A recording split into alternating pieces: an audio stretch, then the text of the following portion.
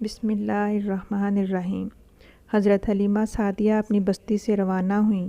ان کے ساتھ ان کا دودھ پیتا بچہ اور شوہر بھی تھے۔ حضرت حلیمہ سعدیہ دوسری عورتوں کے بعد مکہ میں داخل ہوئیں۔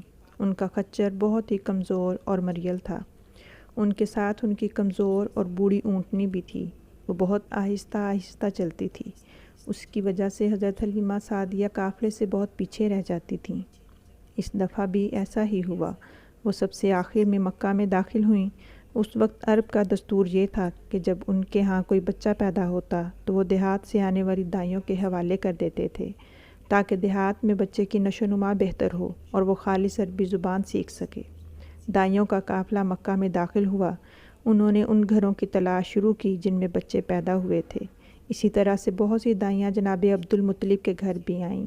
نبی اکرم کو دیکھا، مگر جب انہیں معلوم ہوا کہ یہ بچہ تو یتیم پیدا ہوا ہے تو اس خیال سے چھوڑ کر آگے بڑھ گئیں کہ یتیم بچے کے گھرانے سے انہیں کیا ملے گا۔ اسی طرح سے دائیاں آتی رہیں اور جاتی رہیں اور کسی نے آپ کو دودھ پلانا منظور نہ کیا، اور کرتی بھی کیسے۔ یہ سعادت تو حضرت حلیمہ سعدیہ کے حصے میں آنا تھی۔ جب حضرت حلیمہ مکہ پہنچیں تو انہیں معلوم ہوا کہ سب عورتوں کو کوئی نہ کوئی بچہ مل گیا ہے اور اب صرف وہی بچے کے بغیر رہ گئی ہیں، اور کوئی اور بچہ باقی نہیں رہا۔ ہاں، صرف ایک یتیم بچہ باقی ہے جسے دوسری عورتوں نے چھوڑ دیا ہے۔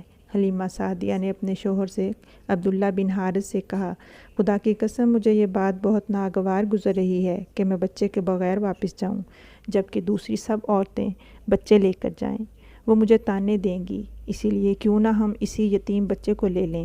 عبداللہ بن حارث بولے، کوئی حرج نہیں، ہو سکتا ہے کہ اللہ اسی بچے کے ذریعے ہمیں خیر و برکت عطا فرما دے۔ چنانچہ حضرت حلیمہ سعدیہ عبدالمطلب کے گھر گئیں۔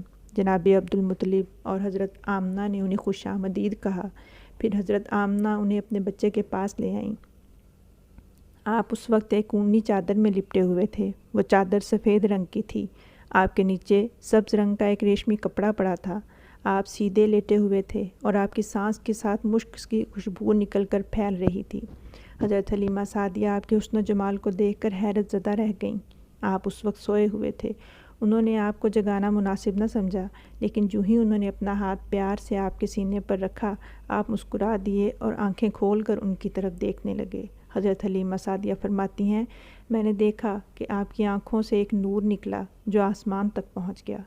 میں نے آپ کو گود میں اٹھایا اور آپ کی دونوں آنکھوں کے درمیانی جگہ پر پیار کیا۔ پھر میں نے آپ کی والدہ اور عبدالمطلب سے اجازت چاہی۔ بچے کو لیے قافلے میں آئی۔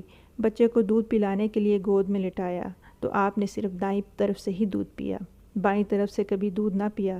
بائیں طرف سے میرا بیٹا ہی دودھ پیتا رہا اور ہمیشہ آپ کی یہی عادت رہی۔ حضرت حلیمہ سعدیہ فرماتی ہیں، پھر ہمارا قافلہ روانہ ہوا اور میں خچر پر سوار ہوئی تو میرا خچر اس قدر تیز چلا کہ وہ سب سے آگے بڑھ گیا۔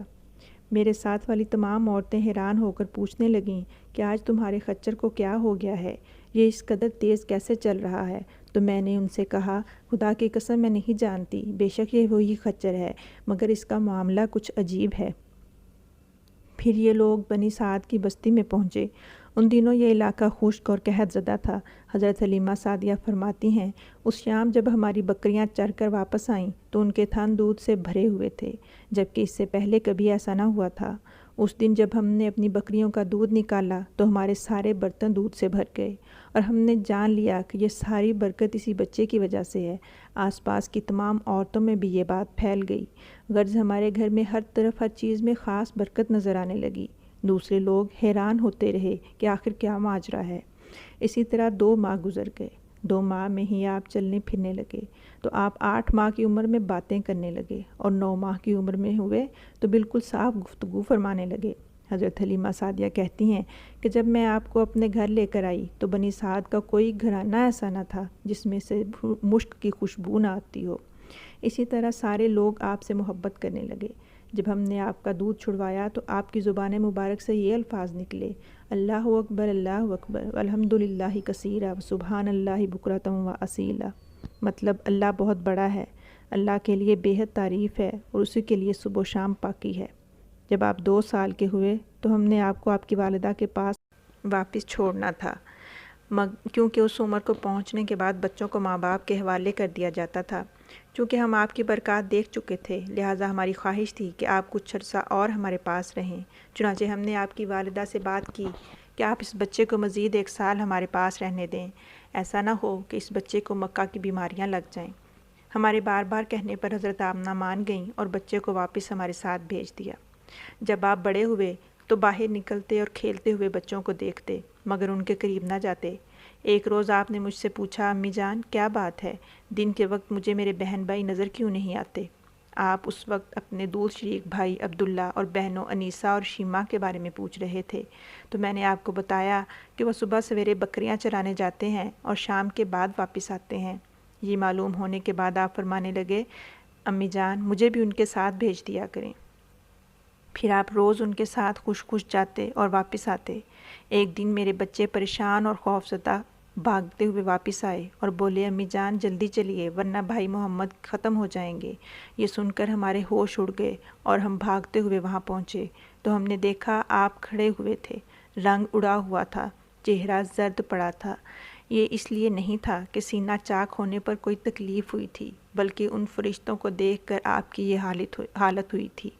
میرے پوچھنے پر آپ فرمانے لگے کہ امی جان 2 آدمی آئے تھے، وہ سفید کپڑوں میں ملبوس تھے، انہوں نے مجھے لٹایا اور پھر میرا پیٹ چاک کر دیا، پھر کوئی چیز میرے سینے سے نکال کر باہر پھینک دی، معلوم نہیں وہ کیا تھا۔ ناظرین، وہ دونوں حضرت جبرائیل اور حضرت میکائیل علیہ السلام تھے۔ اس چیز کے بارے میں دوسری روایات میں یہ وضاحت ملتی ہے کہ یہ وہ سیاہ رنگ کا ایک دانہ ہے، یہ انسان کے جسم میں شیطان کا گھر ہوتا ہے اور شیطان یہیں سے انسان کے جسم پر اپنے اثرات ڈالتا ہے۔ حضرت حلیمہ سعدیہ رضی اللہ تعالیٰ عنہ فرماتی ہیں کہ ہم آپ کو گھر واپس لے آئے۔ واپس آنے کے بعد میرے شوہر عبداللہ بن حارث نے مجھ سے کہا کہ مجھے ڈر ہے کہ کہیں اس بچے کو کوئی نقصان نہ پہنچ جائے، اسی لیے اس کو اس کے گھر والوں تک واپس پہنچا دو۔ میں بھی مان گئی اور ہم آپ کو واپس مکہ چھوڑنے کے لیے روانہ ہوئے۔ راستے میں آپ غائب ہو گئے، میں حواس باختہ ہو گئی، میں پریشانی کی حالت میں بھاگتے ہوئے مکہ پہنچی اور آپ صلی اللہ علیہ وآلہ وسلم کے دادا سے کہا کہ میں محمد کو لے کر گھر واپس آ رہی تھی، لیکن جب میں مکہ کے بالائی علاقے میں پہنچی تو وہ اچانک کہیں گم ہو گئے ہیں، لیکن خدا کی قسم میں نہیں جانتی وہ کہاں ہیں۔ یہ سن کر عبدالمطلب فوراً گئے اور کعبہ کے سامنے کھڑے ہو کر آپ کے ملنے کی دعا کی اور تلاش شروع کر دی۔ ان کے ساتھ ورقہ بن نوفل بھی تھے۔ دونوں تلاش کرتے کرتے تہامہ کی وادی میں پہنچے۔ ایک درخت کے نیچے انہیں ایک لڑکا کھڑا ہوا نظر آیا۔ اس درخت کی شاخیں بہت گھنی تھیں۔ عبدالمطلب نے پوچھا، لڑکے تم کون ہو؟ حضرت محمد صلی اللہ علیہ وآلہ وسلم چونکہ اس وقت تک قد نکال چکے تھے، اسی لیے پہچان نہ سکے۔ آپ کا قد بہت تیزی سے بڑھ رہا تھا۔ جواب میں آپ نے فرمایا، میں محمد بن عبداللہ بن عبدالمطلب ہوں۔ یہ سن کر عبدالمطلب بولے، میری جان تم پر قربان، میں تمہارا دادا عبدالمطلب ہوں۔ پھر انہوں نے آپ کو اٹھا کر سینے سے لگایا اور رونے لگے، اپنے ساتھ اپنے گھوڑے پر بٹھایا اور گھر لے آئے۔ انہوں نے گھر آ کر بکریاں اور گائے ذبح کیں اور مکہ والوں کو کھانا کھلایا۔